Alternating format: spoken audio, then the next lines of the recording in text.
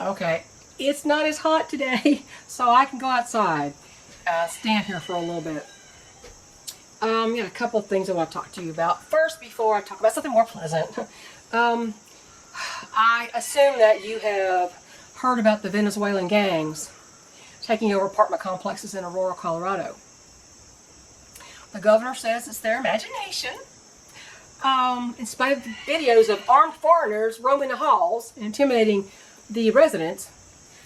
The mayor of Aurora, however, says he thinks it's because Aurora declared that they would not participate in this migrant stuff. They wouldn't accept federal aid for anything. They don't want to help anybody. They just don't want to have anything to do with it. And he said he believes that, people were saying, why Aurora, Colorado? It's a suburb of Denver. Why would you send these big buses full of these Venezuelan invaders to Aurora? And the mayor believes it's because they said they wouldn't have anything to do with it, that they're being punished for it, that some government entity bust them in there. And I wouldn't doubt it.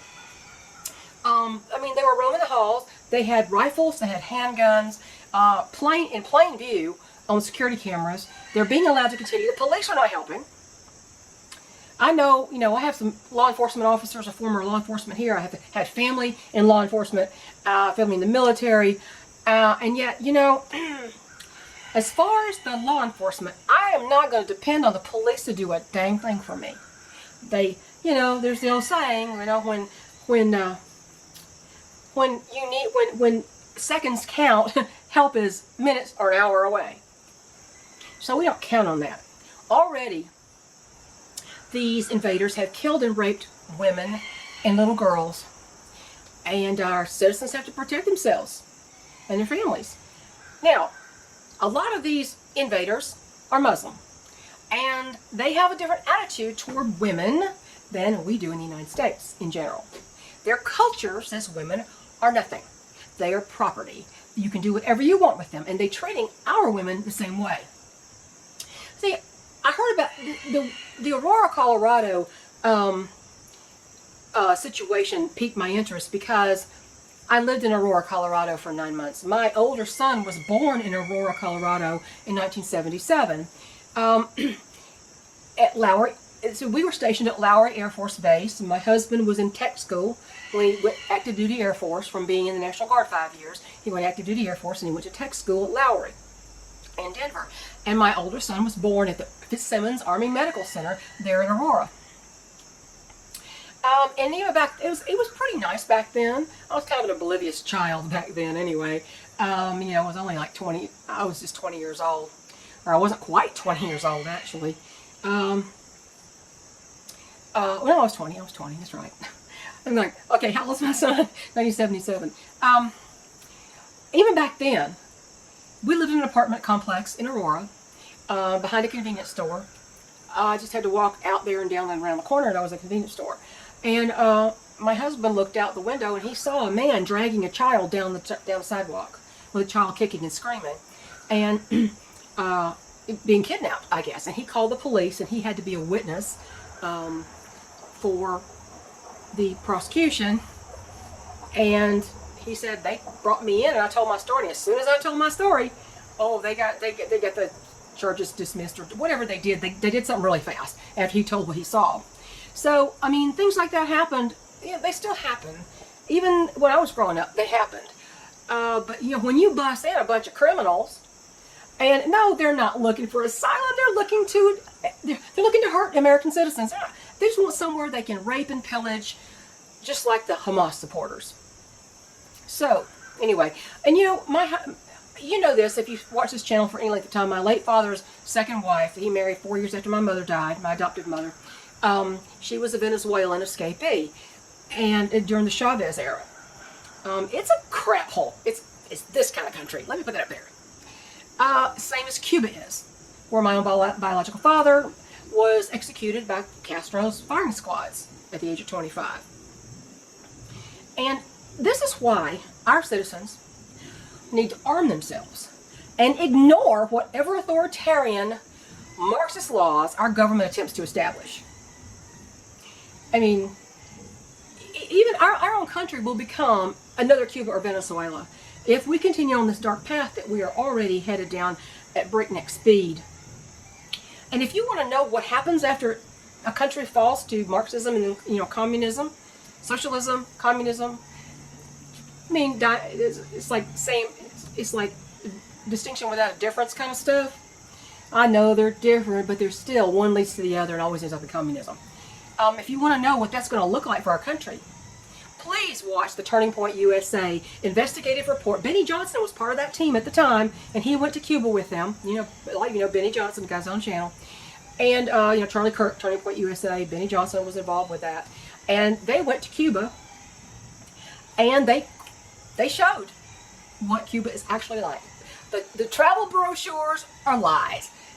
A block over from those beautiful, colorful, nice buildings, you have hovels. You have a slum. Crumbling buildings, kids playing in dangerous areas. The whole thing is just, it's completely in the toilet. And the video is called Everything You've Heard About Cuba is a Lie. That's from 2020. Please watch that video. That video, and I'd watch it all the way to the end now. I'm serious. That's what we're headed for. Supply chains are slowing down. I mean, that's what we're headed for now, if this doesn't turn around. And, you know, migrants have been trying to board school buses with children on them. Like, I'll have 20 men with backpacks, and they want to go on a school bus with little children. I don't know if they're not aware that you don't do that. And they've been kept out of those for the most part. I heard somebody, kids, I didn't see this report fully, but somebody said kids were kicked off the school buses and had to walk so the migrants could ride their school buses. Probably they just took them over. And I saw one guy talking about that. He was raging about it. He says, "This is my child. I'm not going to do," you know. And then he said, "Well, where were the fathers?" I mean, usually fathers that actually are decent fathers, they're at work by that time. And he said, "I assume they're only mothers, and what could they do?" And my answer was, an armed woman can do quite a lot. Firearms are the equalizer. I think every bus should have an armed guard. If not that, an armed parent on it. Oh, it's California. I don't care. I don't care. It's our God-given right to protect our children. We have to protect our children. Laws be damned. No law would stop me if that was my child and there was some bunch of men were trying to get on the bus with them. No. But see, parents have to be there. They have to be involved. They have to know what's going on. And so few are simply not involved. And the gun laws. Oh, who cares about gun laws? We got foreigners roaming our streets that aren't even in our system. And they're armed and nobody's stopping them. The police aren't doing it. Not in Aurora, they're not. I remember our apartment in Aurora. I can't remember the name of it. I could probably figure it out. But it was, you had the glass entry door. You went in the glass door and then you went in, and on 2 or 3 floors, there were apartments. And that's what we lived in. I was thinking about a bunch of armed men going in there and patrolling the halls and pulling people out of their apartments. I mean, if that happened to us, but, you know, back then at least people made common sense and they would fight against it. Well, times have really changed, and I'll show you something to illustrate that. In 1989, when my son was in middle school, my older son, 1989, there was the local news channel had a reporter named Bruce Asbury. He was a weatherman, and he always used these pointers, these interesting different pointers for his map. Well, there was a contest at an elementary school my son went to. This is in Ohio. And a pointer contest. Make a pointer for Bruce Asbury, and he will choose the one he likes best. My son won the pointer contest. Now I'm going to have to blank out some stuff in this article, but I want to show you what his pointer was. It was what most of these demon rats would call an assault rifle. And it had a bullet on the side, and it said drugs. It was an anti-drug campaign. Just say no to drugs. Do you remember that campaign? If you're anywhere near my age, you've got to remember that campaign. And it was just say no to drugs. And the bullet in the gun said drugs. And the saying was, drugs are a bullet to the brain. And my son won the pointer contest. Now, and he got in the newspaper. I could say now My son, in 1989, took a gun to school and was praised for it and got in the newspaper because of it. He carried a gun to school with my permission. But see, then we had common sense. Now the kids are going, they drew a gun on a piece of paper, oh my God, as if that's going to hurt anybody with other than a paper cut. How stupid. But see, back then, at least had logic. Now, the funny thing about this Bruce Asbury guy was he got fired later for cocaine use. Hypocrites run the government and the media. I mean, that's not anything new, apparently, right? So, you know, we are currently without rule of law. And things are falling over here. Currently without rule of law. The justice, there's no justice system. The legal system's been weaponized against our citizens. And, yeah, they're putting 5-year-olds in handcuffs because they fought with some other kid. It's insane. Come on, it's a 5-year-old.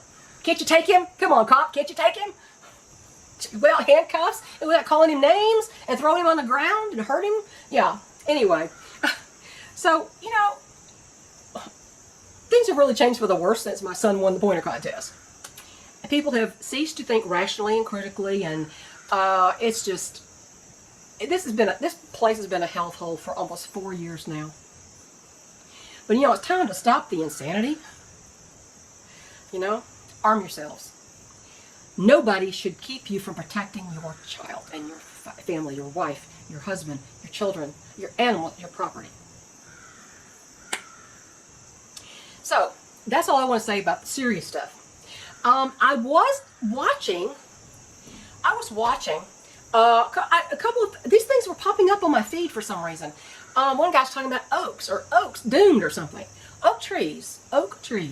He said it's interesting. He was standing in an oak forest. This is basically what I live in, is an oak forest with some red maples, some dogwoods, sourwood trees, some beech trees, that kind of thing.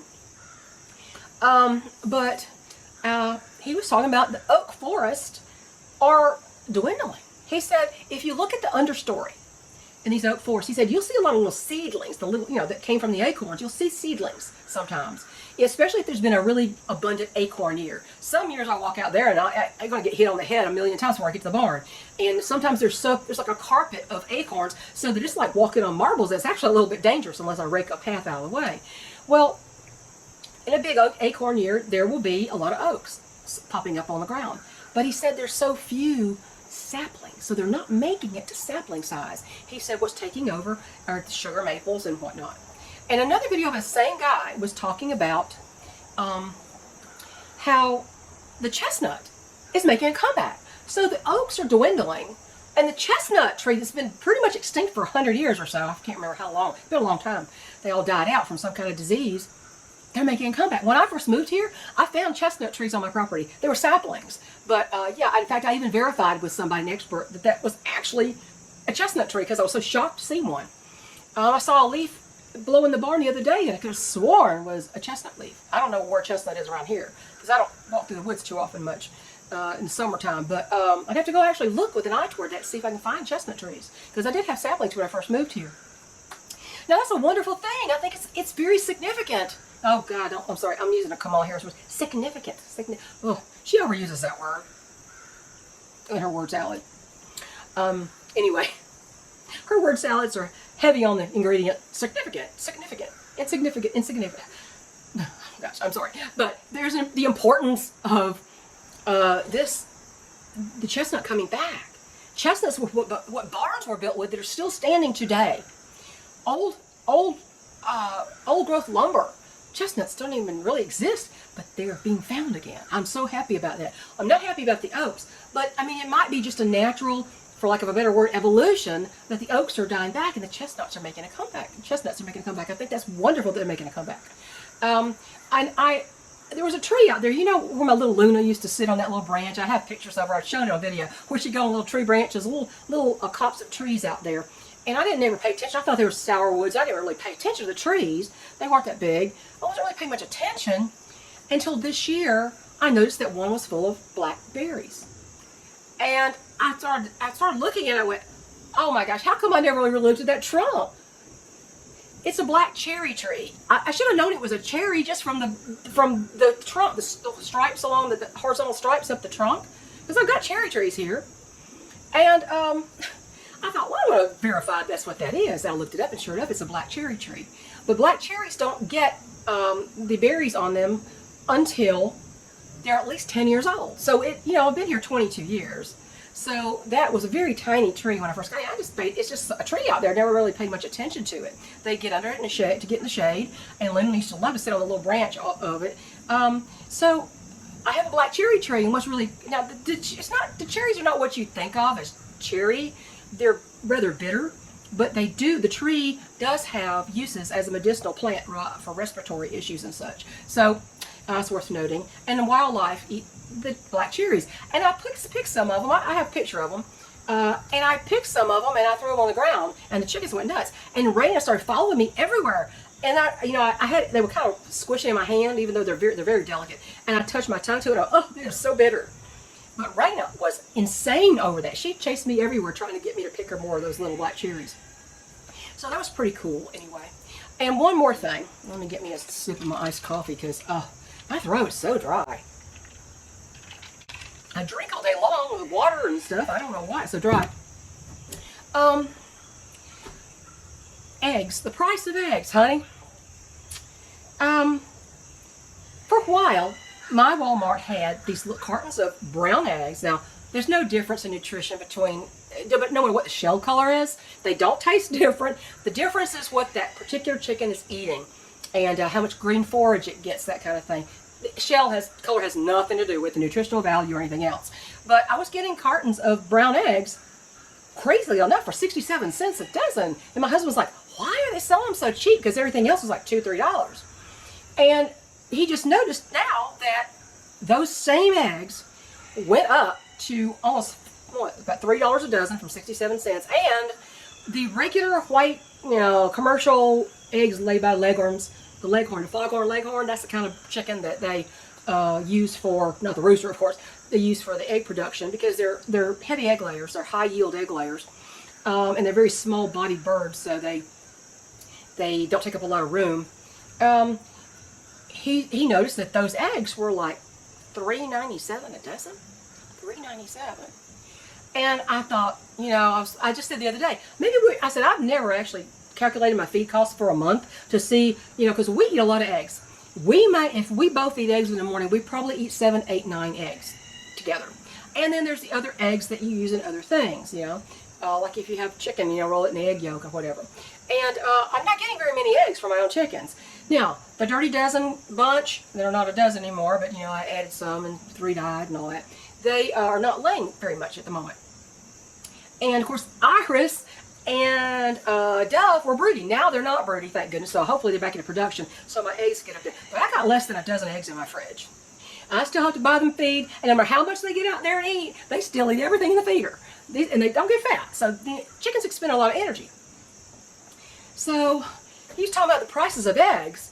And he was looking at a Walmart ad online. He went, what, these $5 a dozen? And then he realized he was looking at a California Walmart. Why, he said, why'd they send me to San Diego? And he went back and looked for our Walmart, and it was, instead of $5 a dozen, it was $3.90 something. He said that big flat of eggs, you used to get 60 eggs. He said they used to be like $15. He said now they're $20 something.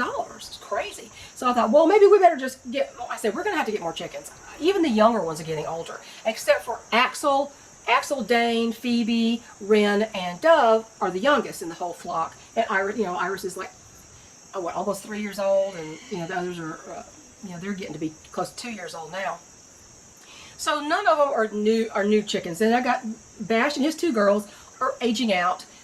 Mace's 4 barred rock hens are aging out. 2 of them are 9, and they are laying. But the older they get, the smaller their eggs get. And so he said, we need some big egg layers. And he said, we need some that are, of course he thinks we need some that are not, Looney Tunes and Fruit Loops. And my barred rocks are so much calmer. The Brahmas are so much calmer. But the Brahmas are not the kind of egg layer I need. Yes, they lay really well in their first few years, but they're too broody and all that. And so I said, we may have to hatch us some new stock sooner than we wanted to. I do have 2 completely empty pens. One of them is set up with a waterer, feeder, and a roost. I just moved some equipment from the back pen to the front pen, the smallest pen, and it's ready to be a brooder pen or to house just a couple of birds or whatever. So we're going to have to be looking for hatching eggs. And I looked on Backyard Chickens, and nobody at the current time has any barn rock hatching eggs. Although I do remember there's a guy in California, Chris Madalena, who has beautiful barn rocks, and there's another guy on backyardchickens.com. I forgot what state he's in. I think he's on my side of the country, that also has some really good stock. So I may try to get some hatching eggs from either one of them. I'd rather get the closer ones. The less time the post office has something, the better. Just saying, especially hatching eggs. So I think I'm going to have to hatch. I was going to get rid of my incubator, and I thought, no, I'd better just hang on to that. And now I'm seeing that I may have to get some new stock, because we eat a ton of eggs. And if our meat runs out, eggs are the perfect animal protein. You can live on eggs. Sure you can. So you just have to have hens that lay enough for you to eat as many as we eat. We have to have a certain number of layers. And it's better if they're bigger egg layers. The Bantam eggs are fine. You just have to use more of them. And they're laying less as they get older. So, you know, that's a problem. So stay tuned for that. I'm going to see if I can find someone who can send me some hatching eggs if they have their hens laying right now. So I may have to be throwing myself into chick raising before winter takes hold as fast as I can do it. So that's what I wanted to say today.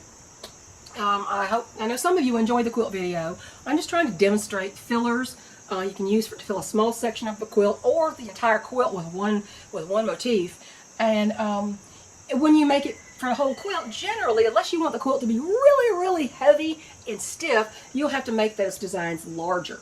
I was just making on a smaller platform with just the squares, and those are really nice. And you know, I know you make mistakes because you're moving the needle. If you get distracted for 1 second, you go off course. And I'm always distracted here in this crazy place. I mean, and I have to jump up and run and do chicken stuff or do something my husband can't do, and so it's hard to have concentrated sections of time where I can really do that without distraction. My husband will help if I say, I'm going to quilt. Do not let anything interrupt me for 30 minutes. He will do that. He will do that. He's not insensitive to that. He will do that. He'll do anything I need, but I don't want to always ask him because that might necessitate him getting up, being in pain, having to march up to the barn very slowly, and take care of trouble that I could just jump up and go do. So that's all I want to talk about today. A little bit varied there. I thought that was very interesting about the oak forest. It was scary about the oak forest dissipating and being taken over by other things, but it was really wonderful that the chestnuts are coming back. This is amazing. It's just amazing. Chestnut wood was used with the pioneers and the settlers a lot because it's such good wood. And anyway, I'm going to go. I don't want to ramble anymore. At least it's not burning up hot out here. I'm not pouring sweat. I mean, I can't take the heat. The heat has really zapped the life out of me. And that's why I said on my community section I would not be doing any outdoor videos, not even just standing here, until it cooled down. It's cooling down. We're getting to cool down. Yay. So, take care, everybody. Comment below about any of the things I talked about if you want to. Take care, everybody. Bye.